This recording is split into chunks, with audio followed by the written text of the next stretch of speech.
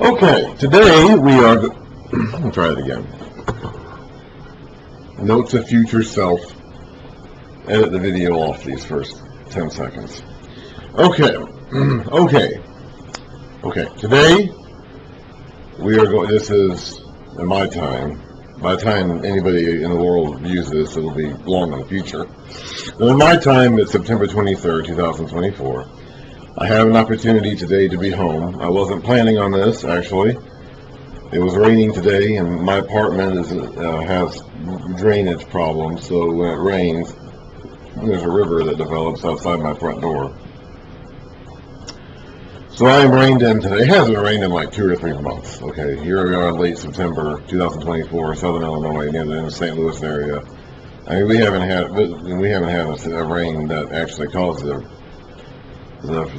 area to flood since the beginning of the summer or something like that. But we're having it today, so because of that, I'm able to stay in. And so today I want to take advantage of that and do a series of videos on the Epistles of John. So the last series of videos I did. This is my cat right here. She's causing trouble. One of my cats. There's a cat. There's a cat. And the other cat is somewhere. By the way, that stuff you see there, those are my phones. And then I'm using that carton of Tux pads to clean that cat because she's had dirty issues lately. The other cat is somewhere else. Anyway, so today we're doing the Epistles of John. Come here, you just need to stay right here so I can keep an eye on you. So my last series of videos, which I concluded earlier this month of September, was on the Gospel of John. So I finally got done with the Gospels after taking a year. It started in last September, finished in this September. And so because the Epistles of John are so similar in style and theme and content and messaging, we're going to be moving right on to the Epistles while the Gospel is still fresh in our minds. This is not chronologically correct, at least in terms of the order in which events took place, because the Gospel of John, of course, takes place during the life of Christ. The Epistles of John were written many decades later. Of course, the Gospel of John would have been written later anyway, too, so it kind of depends what you mean by chronology. Do you mean the order in which the events happened, or the order in which the books are most likely written? Those are two different things.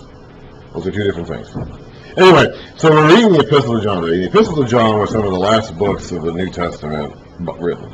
Possibly even the last. This is late in the first century, well after the church was established, 50 years probably plus after the church was established in the early 30s AD. This is probably in the mid 80s AD. Some people would even date it later. So this is 50 or more years after the church was established. The first generation of Christians, the apostles, and the first people they witnessed to, those who would have actually remembered the events in question, those who actually were present for the events around Jesus, they have largely died off. John is probably one of the very few that are left alive at this point in time. Remember, at the end of the Gospel of John, there is a hint that John would outlive the others. And as far as we know from history, he did, by a significant margin. And so he is probably one of the last ones left. Of the apostles, of the original 12, he probably is the last one left. And of that wider circle of people who weren't in the 12, like weren't one of the chosen 12, but were in the group, kind of in that wider group that followed Jesus around at least part of the time, there probably are not very many of them left, because this is now 50 or 60 years later. Anyone who was alive back then would have been very young, which is one of the reasons why I think we can say that John of the Apostles was probably the youngest of the Apostles. And he may have been a very young man when the Gospels happened. He may have only been a teenager, possibly. So this is now 50 or 60 years later. John, who was a young man, called the beloved disciple in the Gospel of John, is now an elder. He refers to himself in 2nd and 3rd John as the elder. 1st John is technically anonymous, and we'll get to that in a moment. 2nd John and 3rd John, the author does not identify himself as John, but he calls himself the elder. Early church testimony associates all 3 of these works with John. And they're very, very, very, very, very, very similar to the Gospel of John. So similar, in fact, that it's kind of outlandish to suggest that it was written by different people. Like, it's very, very similar to the same content, to the content and theme and style and messaging. Very safe to assume it's done by the same guy. Now, was that guy the Apostle John? I think the preponderance of evidence suggests that it was. Early church testimony suggests that it was. The evidence within the books and the Gospel of John itself hints that it was, although it doesn't quite make that connection. You also have to consider that if not him, then who else would it be? Okay, it's clearly someone who saw Jesus. He will say in these epistles that it was someone that he was with. It was an eyewitness. It was a hand witness, someone who actually touched him too. So it could only really be a small handful of people. There are some people who distinguish between John the Apostle and some other guy named John the Elder, but I don't see any reason why we can't assume there were two guys. That was the same guy, just two different titles of the same guy. John the Apostle became John the Elder as he got older and became into a position of eldership. Could just mean overseer. And he would have been that due to being an apostle from the very beginning, even when he was a young man. But older can also mean an older man, and he certainly is by this point. Especially compared to the other Christians who are around now who were not there at the beginning. It seems as though these epistles of John are all being written roughly around the same time, about the same circumstances, and I would even suggest maybe even to the same group of people. First John is anonymous and doesn't even present itself as a letter. It's more like a sermon that's been written down. Second and Third John are clearly letters, and it's written. Second John is written to a lady and her children, which is probably a reference to a church and its members. It could be a reference to a lady and her family, or it could be the same thing. I mean, it could be a Christian woman with her actual church family, or it could be a church with the body. It could be one of those two things, or both those things are referring to the same thing. And then Third John is referred to a specific individual, possibly within the same church addressed. And Second John, if not, then probably someone very close or very similar, and probably dealing with a very similar set of circumstances. Second John and Third John both end with John saying he wants to meet face to face and talk to things then. I think it's reasonable to believe that First John is the collection of what he actually said when they did come face to face, and he spoke his piece and they wrote it down. Although I don't know that. Okay, that's something, can't really make that connection. But they do seem to all be referring to basically the same set of circumstances. And Second John and Third John are so short that, they would have been saved for some reason. And it's possible, I think, that they were all basically connected to each other in some way. Second John and Third John, of course, are the shortest books in the New Testament. But they're actually typical for how long they're actually very typical of how long letters of this time actually were. When we read letters like Romans and 1 Corinthians, that is not usually how first century correspondence between parties was like. Okay. When Paul was writing Romans or 1 Corinthians, or really any of his letters, except maybe the one to Philemon, or maybe the ones to Timothy or Titus, I mean, generally speaking, a letter was written on a single page of papyrus, and it would have been about as long as Second John or Third John. Very few letters went beyond, because it was expensive. It cost money and resources to write such letters, and so when we get to the longer letters, those are unusual. First John isn't really a letter as much as it is a written sermon. We're actually going to start with 2 John. We're going to read them from 2 John to 3 John and then go back to 1 John. I have gone back and forth about this, but I think because there's merits to both approaches. 1 John kind of sets the stage and preaches the sermon, and then 2 John and 3 John kind of each take that sermon and make it more applicable to real circumstances. But I also think there's value in reading it from the perspective of, narrowing the focus from 2 John to 3 John and broadening it out again to learn what he's actually saying in his greater context in 1 John. Especially since we get the idea of this Antichrist figure, this anti-Messiah figure, and we kind of see the development of that as the people to whom he is writing would have received that message, I think a little bit more linearly, so to speak, if we read it from 2 John to 3 John to 1 John. 2nd John and 3rd John are short enough, and I'm going to cover both of those in one video. Not this one, of course. This is just an intro. And then 1st John I intend to cover, hopefully, in a couple of videos. But I would like to get them all done today.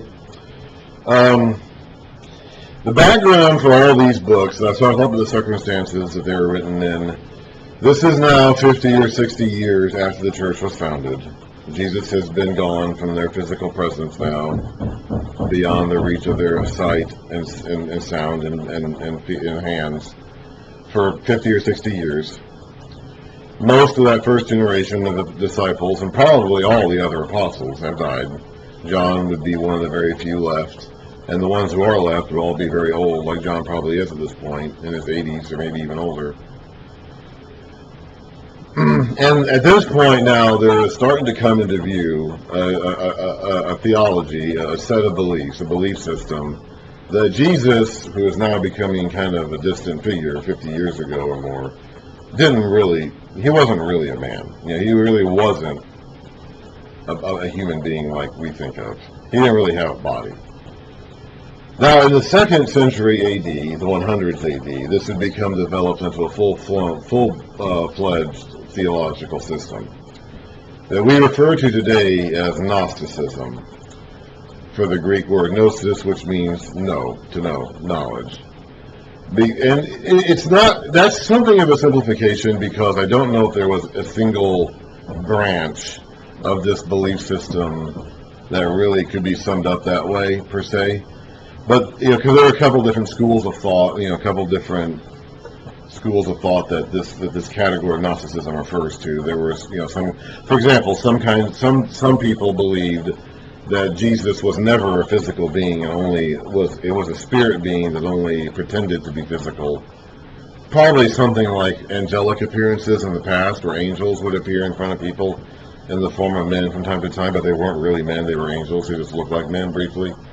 There were some people who thought that Jesus was like that. And there were some people who thought that Jesus was a man, but that he was not divine, and that when he was baptized, some divine spirit came upon him and empowered him, similar to how the Holy Spirit empowered people in the Old Testament. And we saw that happen too. And then at his crucifixion, this divine spirit left him, and that's why he died, because this divine spirit wasn't in him anymore. So there were a couple of different schools of thought, but each essentially denied that Jesus was God in the flesh. And that's the big thing that John is going to emphasize here. He emphasizes it in his gospel, too, which indicates that his gospel may also have been written at a time when this school of thought was starting to come into view. And the basic idea is that in both cases, the motivation behind both of these kinds of preaching systems is that we need to deny that Jesus could have been a physical person, because the physical world is evil. Gnosticism as a concept kind of combines Jewish mysticism with Greek naturalism, so that you have this idea that, well, the physical world, physical matter is inherently evil. So God could not interact with physical matter, because physical matter is evil. So Jesus, God cannot become a man in a physical body, because physical matter is evil, inherently, just fundamentally inherently evil. So therefore we can't accept or can't admit or can't teach that Jesus himself was ever a man, because that would mean he had become trapped in the vessel of an evil matter. We can't have that. So he was always a spirit. Some schools of thought would even preach that the physical world was made by a different God than the God of the God of the spiritual world. Well, these are two different gods, and the God who made the physical world was evil, because the physical world is evil. So whoever makes this physical world has to be evil. It has to be an evil God. So there's a good God that's entirely spiritual, and then there's an evil God that's physical. It made the physical world. The spiritual God is trapping this physical world and trying to contain it. And in order to be saved from this physical world, we need to have like this secret hidden knowledge that teaches us how to transcend the physical world and become spiritual. Which is where the word Gnosticism comes from, because that word knowledge, that secret knowledge, that's what gnosis, to know, refers to, is that secret knowledge. Again, I don't know if they themselves call themselves that. But like I said, there are different schools of thought that preach different things. But today we kind of lump all that entire general concept into this term Gnosticism, or Gnostics. And it refers to knowledge, okay? It's like you get saved by knowing the secret things. You have this secret knowledge that only a chosen few get to know, and that's what saves you from this evil physical world. And a big part of that philosophy was, however they approached it, however they explained it, a big part of that belief system was that Jesus was not actually God. Jesus, the man, could not have been God, the Spirit. Could not have been. And so that is what John is. Now, that would become more fully developed later. At the time that these epistles were written, at the end of the first century, when John is an old man, probably in his 80s or even above, most of the apostles and all the other apostles and probably most of the first generation of Christians have died out. And it's being, there's the second or third generations Christians now, and some people are coming along who never saw Jesus or heard him, and they're preaching this to a younger crowd that are susceptible to it because they never saw Jesus themselves. That will become more fully developed later on. Right now, it's still probably in an early form because these epistles could not have been written late enough to really combat Gnosticism in its full form, because that doesn't come along until later. But this idea clearly is circulating and clearly is building, and that is what John is. And his gospel bears evidence of this too. I mean, at the very beginning of the gospel, he emphasizes very strongly that Jesus came in the flesh. Jesus, God, came into the world. The Word became manifest and pitched his tents among us. And so that's a very, very big emphasis on John and both his gospel and his epistles. And so, and a lot of these people were Christians. John himself, they identified as Christians at least. And John will mention in 1 John that these people came out from us. These people started out inside the church. Now, John clearly does not view them as real members of the church. And it seems as though by this point there's been a separation. They have left. And they're trying to draw genuine Christians away with them. And that's what he's writing about. And so he talks about false teachers and false prophets and false doctrine. It's like these people were in our midst. They were in our number, but they went out from us and they're speaking something totally different, an anti-gospel message. So you don't follow that. You don't listen to that. You combat that. You don't endorse that. You don't take them into your home. You don't support that. And you stick true to the truth. You stick true to walking in the light and living the life of love that we've known from the beginning. That's the message of all three of these gospels. All three of these epistles, and really in the end, it's kind of a message of the gospel itself. So they probably all go together. The gospel probably was written first. But there's clearly an overlapping theme here. Church history indicates that one of the first members of this movement was actually a dude named Simon Magus, who we'll read about when we get to the book of Acts. And Peter and John met this dude in chapter 8 of Acts. We read about this. Now, the Acts doesn't mention what happens to Simon after his encounter with Peter and John. Church history indicates that he went on to be one of the early founders of this Gnostic movement, this movement that would deny that Christ has come in the flesh. Because ultimately, that's the fundamental message of the Gnostic movement. Whatever else they believed and however they expressed it, the fundamental underlying belief system at play in Gnosticism is that God did not come in the flesh. Jesus Christ could have been a man, but he could not have been God. And if he was God, he couldn't have been a man. That's the fundamental aspect of it that underlies all of it, however else they approach their belief set. And, church history indicates that Simon Magus is one of the first ones. If that's true, then that would indicate that this is someone John knew personally, because we read about him encountering this guy in Acts 8, which would have been 40 years or so before he wrote the epistles. So it may have been someone he even knew at one point in time. I don't know. Again, I don't know. The New Testament itself doesn't say that. Although it does stand to reason, but we don't know. But at any rate, whoever these people were, whether he was one of them or there were others, well, there certainly were others, but whoever they were in the church first and then left. And that is the situation that John is writing about, and that he's going to be addressing in all three of these epistles. So we're going to read 2 John first, and then 3 John, and then 1 John. But since I'm going to be breaking up these videos, I'm going to do 2 and 3 John in one video, and then 1 John in its own videos after that. If you want to read, listen to these videos in 1 John, 2 John, 3 John, or you can. But I'm going to be reading them from the order of 2 John to 3 John to 1 John.